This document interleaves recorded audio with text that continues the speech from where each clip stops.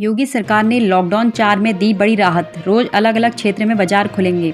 उत्तर प्रदेश सरकार ने लॉकडाउन 4 में बड़ी राहत देते हुए बाजारों को खोलने का फैसला किया है। सभी बाजारों को इस तरह खोलने को कहा गया है कि प्रत्येक दिन अलग अलग बाजार खुलें और सोशल डिस्टेंसिंग व अन्य प्रकार के निर्देशों का पालन किया जाए। जिला प्रशासन इस संबंध में स्थानीय व्यापार मंडल के साथ बातचीत कर विस्तृत आदेश जिला स्तर में जारी करेंगे।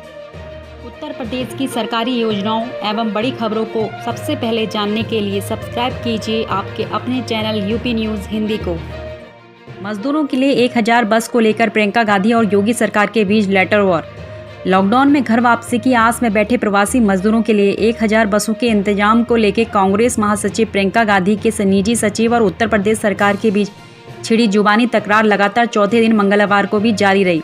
यूपी सरकार ने पहले बस लखनऊ मंगवाई, लेकिन कांग्रेस की ओर से कहा गया कि मजदूर नोएडा और गाजियाबाद में फंसे हैं, ऐसे में बसें और परमिट लखनऊ भेजने का कोई औचित्य नहीं है।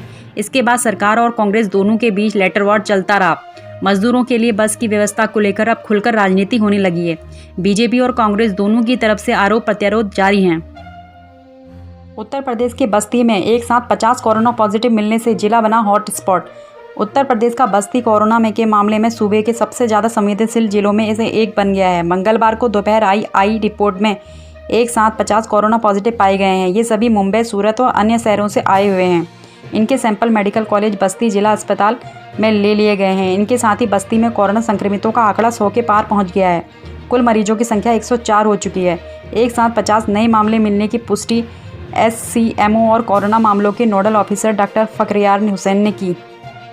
यूपी में डबल मर्डर केस। सपा नेता व उनके बेटे की गोली मारकर हत्या। कोरोना वायरस के कारण देश भर में लगे लॉकडाउन के बीच उत्तर प्रदेश के संभल में सपा नेता और उनके बेटे को गोली मारकर हत्या कर दी गई है। संभल के बहजोई थाना इलाके में हुए इस डबल मर्डर से हड़कंप मच गया है। हत्या के पीछे मनरेगा के तहत बनाई जा रही सड़क का विरोध बताया जा रहा है। गांव के ही कुछ दबंग इस सड़क का विरोध कर रहे थे। दिन निकलते ही हुई सनसनीखेज दोहरे हत्याकांड के बाद पुलिस अध्यक्ष के साथ ही IG मौके पर पहुंच गए। हालांकि हत्यारोपी अभी पुलिस की पकड़ से दूर है। योगी सरकार ने लॉकडाउन 4 की जारी की है गाइडलाइंस। जाने क्या बरतनी होंगी सावधानियां। योगी सरकार ने सोमवार देर रात लॉकडाउन 4 के लिए गाइडलाइन जारी कर दी है। लॉकडाउन में क्या बरतनी होंगी सावधानियां। सार्वजनिक स्थल पर फेस कवर मास्क लगाना अनिवार्य रहेगा। सार्वजनिक स्थलों पर सार्वजनिक परिवहन में सोशल डिस्टेंसिंग का पालन जरूरी है। शादी में अधिकतम 20 लोगों के एकत्रित होने की अनुमति है। अंतिम संस्कार में 20 लोगों के एकत्र होने की अनुमति है। सार्वजनिक स्थल पर थूकने पर जुर्माना लगेगा। सार्वजनिक स्थलों पर शराब पीने पर प्रतिबंध है। शराब की दुकानों पर एक दूसरे के बीच कम से कम 6 फीट की दूरी होनी है। अधिकतम 5 लोग एकत्रित हो सकेंगे। कार्यस्थल पर मास्क लगाना जरूरी है। कार्यस्थल के लिए परिवहन व्यवस्था में सोशल डिस्टेंसिंग का पालन जरूरी है। 65 वर्ष और 10 वर्ष की आयु के बच्चों को घर से निकलने पर प्रतिबंध है। स्वास्थ्य संबंधी मामलों में निकलने की अनुमति है। सरकारी व निजी ऑफिसों के कर्मियों के लिए आरोग्य सेतु ऐप डाउनलोड करना जरूरी है। सामूहिक बैठकें नहीं की जा सकेंगी। ऑफिस व कार्यस्थल पर कोविड-19 के लिए अधिकृत हॉस्पिटल की सूची रखना जरूरी। लक्षण मिलने पर तुरंत भर्ती कराया जाएगा। कर्मियों को जरूरत के आधार पर आइसोलेट करने के लिए क्वारंटाइन सेंटर बनाना अनिवार्य। समुचित साफ सफाई व स्वच्छता के संबंध में जरूरी प्रशिक्षण की व्यवस्था की जाएगी। राजधानी लखनऊ में नर्स की भतीजी समेत 10 प्रवासी मजदूर कोरोना पॉजिटिव। राजधानी लखनऊ में मंगलवार को 10 लोग कोरोना की चपेट में आ गए। इनमें से एक KGMU के स्त्री एवं प्रसूति रोग के विभाग में संविदा पर तैनात नर्स की भतीजी में संक्रमण की पुष्टि पाई गई है। बाकी 9 प्रवासी कामगार हैं। कामगारों को लोक बंधु और लोहिया संस्थान में भर्ती कराने की प्रक्रिया जारी है। फरीदाबाद से बिहार जा रही कार का कल बस्ती में हुआ था एक्सीडेंट। 2 घायलों ने दम तोड़ा। फोर लेन पर सोमवार को फरीदाबाद हरियाणा से बिहार जा रही कार और ट्रक की भिड़ंत में घायल 4 में से 2 यात्रियों की देर रात मौत हो गई। बिहार के सारण और वैशाली जिले के रहने वाले दोनों यात्रियों को जिला अस्पताल बस्ती में भर्ती कराया गया था। पुलिस ने शव को पोस्टमार्टम के लिए भेज दिया। लॉकडाउन 4 की गाइडलाइंस में यूपी के लिए एक राहत भरी खबर है।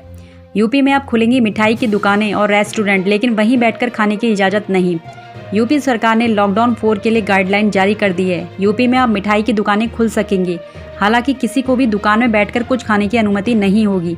मिठाई खरीदकर घर लाना होगा। इसी तरह रेस्टोरेंट खोलने की भी अनुमति नहीं दे दी गई है। यहाँ भी शर्त यह है कि खाने की सिर्फ होम डिलीवरी होगी। इसके अलावा सरकार ने बारात घर खोलने की भी छूट दी है। किसी भी शादी समारोह में 20 से ज़्यादा लोगों के जमा होने पर रोक लगी है। सरकार ने खुले स्थानों पर पटरी के दुकानदारों को भी दुकान लगाने की इजाज़त दे दी है। उत्तर प्रदेश में कोरोना संक्रमितों का आंकड़ा 4,600 के पार। उत्तर प्रदेश में सोमवार को कोरोना संक्रमण के 172 नए मरीज पाए गए। राहत की बात यह है कि सोमवार को 147 मरीज ठीक भी होकर घर भी आ गए। अब एक्टिव केस 1,704 की तुलना में अब तक डिस्चार्ज हुए मरीजों की संख्या 2,783 तक पहुंच गई है। सोमवार को पूरे प्रदेश में 6 मौतें हुई हैं, जिसमें संत कबीर नगर में सबसे ज़्यादा 3, वाराणसी में 2 और कुशीनगर में 1 मौत हुई है। प्रदेश में मौतों का कुल आंकड़ा 118 तक पहुंच गया है। 172 नए संक्रमित मरीजों में सबसे ज़्यादा बलरामपुर के 15 हैं। अब तक 4,605 मरीज कोरोना वायरस पॉजिटिव पाए जा चुके हैं। उत्तर प्रदेश के पीलीभीत में भी कश्मीर के पहाड़ों के जैसे होने लगे हैं सेब। कश्मीर की वादियों या पहाड़ों में नहीं, तराई में भी अब सेब की फसल होने लगी है। लॉकडाउन में कुदरत ने सभी को चकित कर दिया है।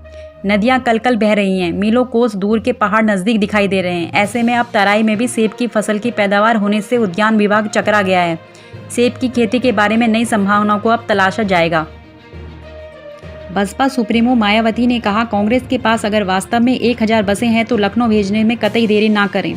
कांग्रेस महासचिव प्रियंका गांधी वाड्रा और उत्तर प्रदेश सरकार के बीच बसों को लेकर चल रहे विवाद के बीच बसपा सुप्रीमो मायावती ने मंगलवार को कहा कि अगर कांग्रेस के पास वास्तव में 1,000 बसें हैं तो उन्हें लखनऊ भेजने में कतई देरी नहीं करनी चाहिए। मायावती ने ट्वीट किया, बीएसपी का यह कहना है कि यदि कांग्रेस पार्टी के पास वास्तव में 1,000 बसें हैं तो उन्हें लखनऊ भेजने में कतई देरी नहीं करनी चाहिए, क्योंकि यहाँ भी प्रवासी लोग भारी संख्या में अपने घर जाने का बेसब्री से इंतजार कर रहे हैं। पौधारोपण में यूकेलिप्टस को हतोत्साहित करेगी यूपी सरकार। यूकेलिप्टस को छोड़कर बाकी पौधे मिलेंगे मुफ्त। उत्तर प्रदेश सरकार 25 करोड़ पौधारोपण अभियान में यूकेलिप्टस को हतोत्साहित करेगी। यही कारण है कि योगी सरकार ने इस बार यूकेलिप्टस का पौधा मुफ्त में ना देने का निर्णय लिया है। खुद मुख्यमंत्री योगी आदित्यनाथ ने वन विभाग को इसे सशुल्क देने के निर्देश दिए हैं। इसके अलावा सभी तरह के पौधे वन विभाग मुफ्त देगा।